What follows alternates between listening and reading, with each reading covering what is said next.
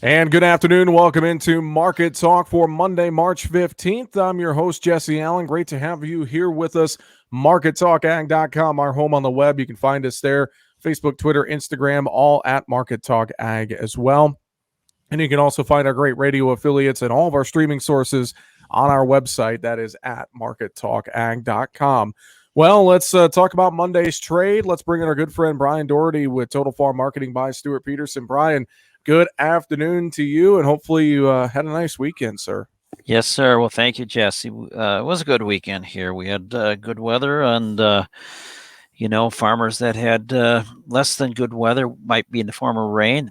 Very welcome, though. Very welcomed in parts of the Midwest, especially the western regions. So, yeah, it was all good. Yeah, well, and I know some snow for folks too. I don't know how much they wanted the snow, but hey, like you said, we could use the precipitation. Things are starting to get pretty dry out there in the Western Corn Belt, so any little bit will help. Let's before we maybe talk about weather influences on the market, let's start with weekly export inspections, and very strong today, especially on the corn side, and seemed like that may be what helped our markets push higher here today after some early weakness this morning. Is that what you saw? Yeah, it is. We saw the weakness overnight, some follow through, and then things started to percolate up a little bit. We had a really strong weekly export inspection number in corn, 86.8 million bushels. That is a multi-month high. Maybe it might even. I heard some talk this morning that was the highest 1 week ever. Um, None of that stuff really matters, other than I think what it's telling us is that the corn is moving through the pipeline and being inspected and moving out, and that's the important part here. So the traders seem to take some comfort into that, and I think they were pretty quickly reversing what's called bear spreads. Bear spreads are where traders sell the front month futures and buy the deferred months. Here they were reversing out of that position, or perhaps buying front month and selling deferred, entering a new position. Either way, it was a good day for the old crop contracts, and even new crop finished steady. Considering new crop has actually been the leader of the rally the last 6 weeks. Yeah.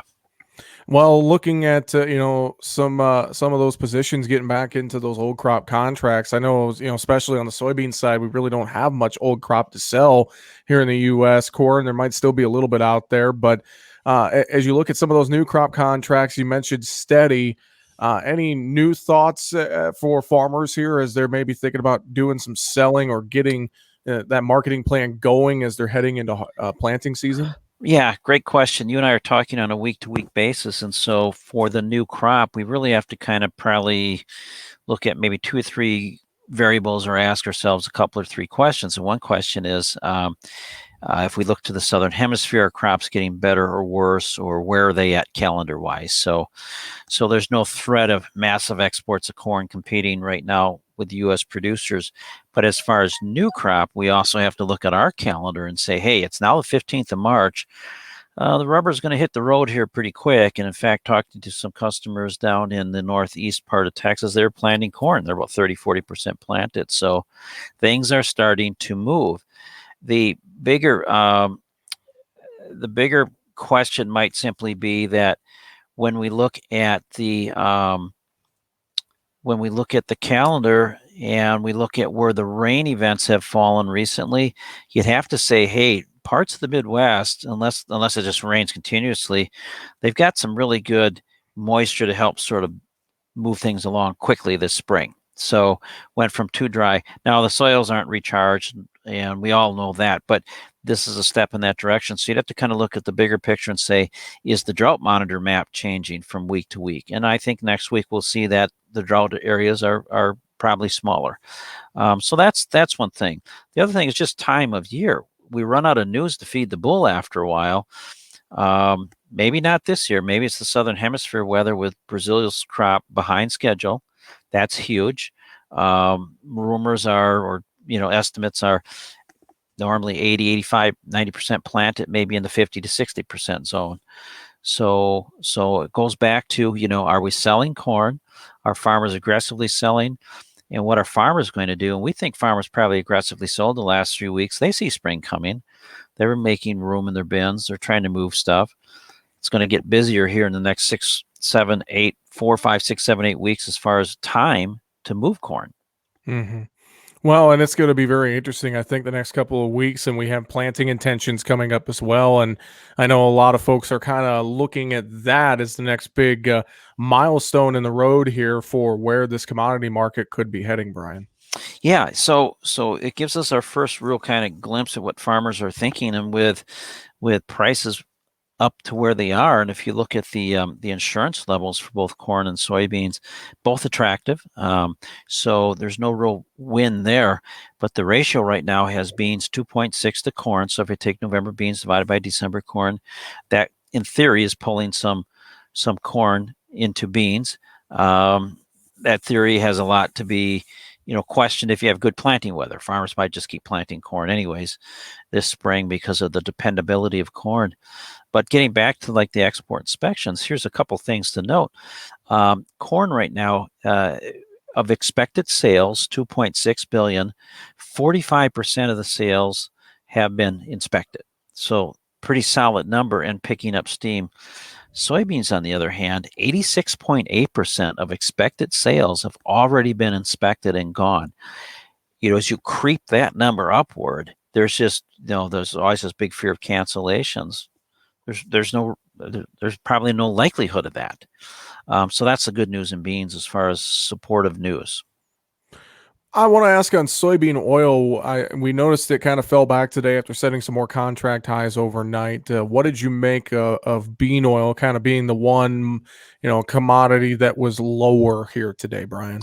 Yeah, and out there again, I think you've got some reflection of some spreading potentially going on. You had soybean meal up, and so it looks like the traders may have, for reasons I don't quite get my hands around today, may have just decided that meal got cheap enough and oil was expensive enough. And they start taking their profits, and then it sort of becomes self-fulfilling. You start to see that spread differential change, and if you're in that, if you've been long oil, short meal, that has worked really, really well for you. You're probably pretty quick when you start to see it cracking a little bit, maybe move out of that. That'd be my guess as to what happened today. But soybean oil, that's just certainly again, another anecdotal sign or another reflective market of tight world inventories of products. And this product is an oil. World vegetable oils are in strong demand and short supply. And as the market looks forward, it also looks at things like, well, what happens when we come out of this COVID, where this expect more demand. We've got this new stimulus package, more potential dollars for demand. So what does it look like? And certainly the oil has been probably the of all the commodities, one of the key leading commodities. Looking at South America and their weather situation right now, wet forecast continues for Brazil. It's looking like that's going to push safrinha corn planting a little further out past that optimal planting date. I know we picked up some showers in Argentina, but still kind of dry there. What do you make of South America's weather situation with new forecasts here this week and how that's going to play into our market trade, Brian? Well, the forecast would seem to indicate maybe this pattern that's been really engulfing South America, that is too dry in Argentina and too wet in Brazil, especially in regional areas, the monsoon type rains. Maybe that's starting to change and push some moisture into Argentina. And the latest forecasts I saw said some alleviation to maybe much alleviation of some of the drought conditions in Argentina this week, and then maybe a change in the weather forecast that maybe these conditions are alleviated for the rest of the growing season. I don't know, hard to argue that in one rain. Brazil, it's real interesting because it doesn't seem like the market has really grabbed on to some of these massive flood areas and copious amounts of rain from the perspective of soybeans and or corn, at least not from my perspective. Now, maybe if it weren't for these rains, beans would probably, maybe they'd be down $1 from here and corn would already be, well factoring in the safrinha corn. So really hard to say what the market's looking at, but still it hasn't been enough. A little bit surprising that it hasn't been enough with world's or U.S. stocks usage in beans at 2.6% to give us that last drive right up to that $15 mark. That's where beans historically have been with this kind of a stocks to usage figure. We'll have to see if maybe we can make that $15 mark. It'll be interesting to see for sure. And really just kind of looking at that grain market overall, another decent day here on Monday. Let's move over to livestock, Brian. Let's talk hogs first. Lower today. A lot of people wondering if maybe this hog market's finally run out of gas, although we're just on the cusp of $100 hogs in summer months. What do you make of the hog market starting this week? Yeah, I think there's been a lot, and down today some 7 to 62. So it almost looked neutral to me, especially with the big uptrend that you've had. But what we didn't see was sort of this rally right on through $100. We got up really close at high of 99.62 on the July today, just under that $100 mark. So yeah, number of variables here. One is just good demand.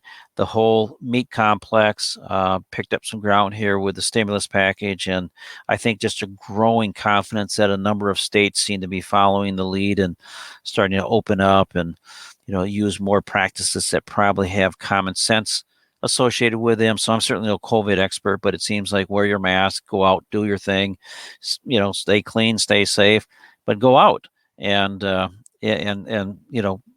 make things happen. And it seems like there's a growing confidence of that, just not in restaurant business, but in basketball games and so on and so forth. So I think the market's really, really encouraged on the demand side for meats from the COVID response and the vaccinations and the idea of flattening the curve to all the way looking forward to, just strong world demand.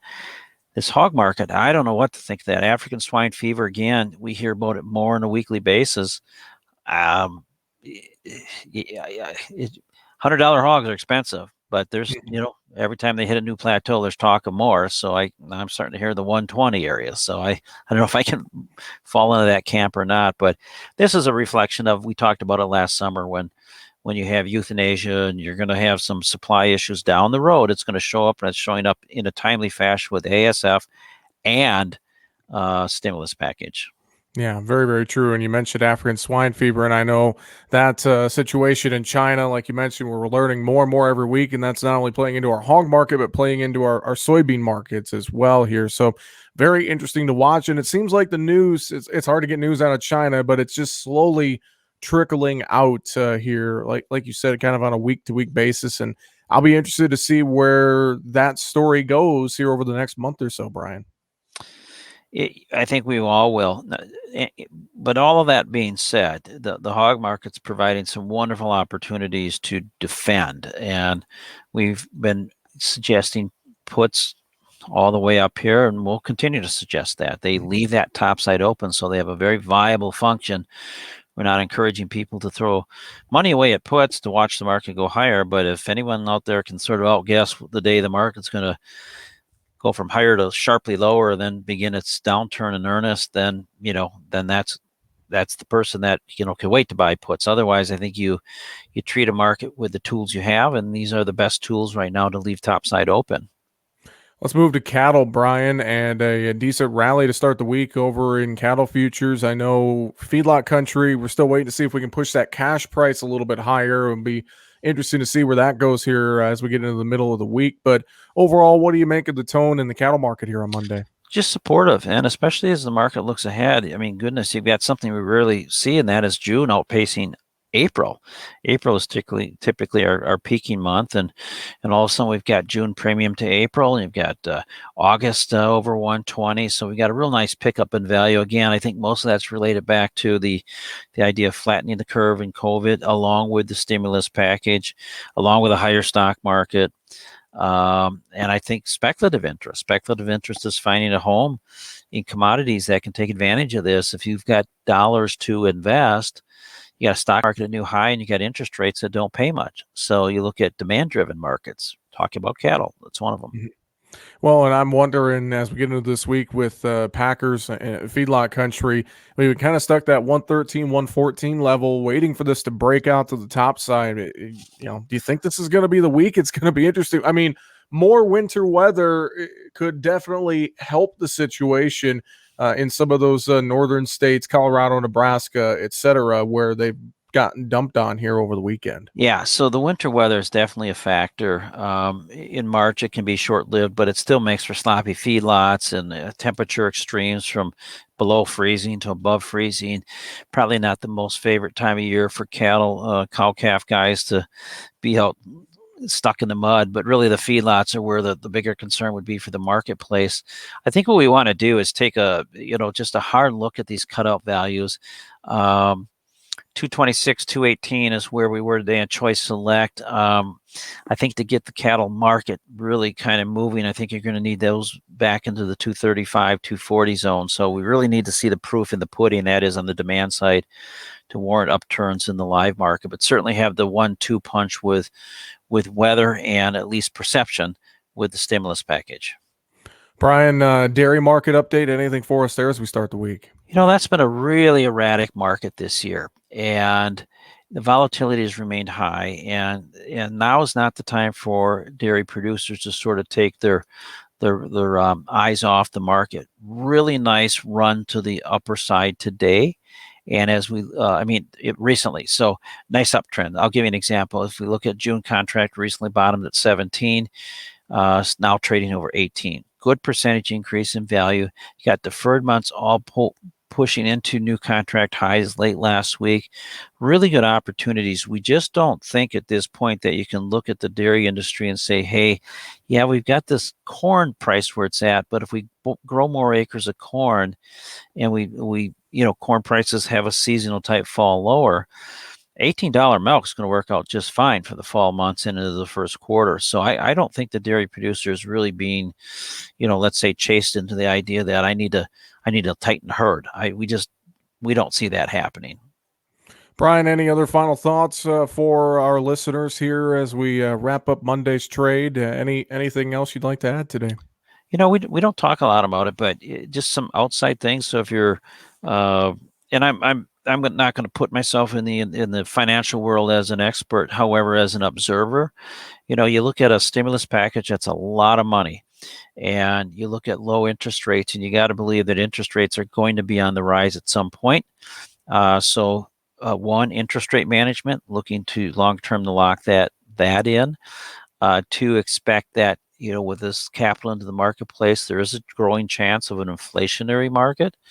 So think long-term about that and what that could mean. Let's say you have some sort of a portfolio. Talk to your financial advisor about this. You'd hate to see that thing a year from now have tipped over because of higher taxes, higher interest rates, and inflation. Well, Bryan, if producers want to reach out to you and the great team there at Total Farm Marketing by Stewart-Peterson to get a little advice, a little help with their marketing plan, how can they do that?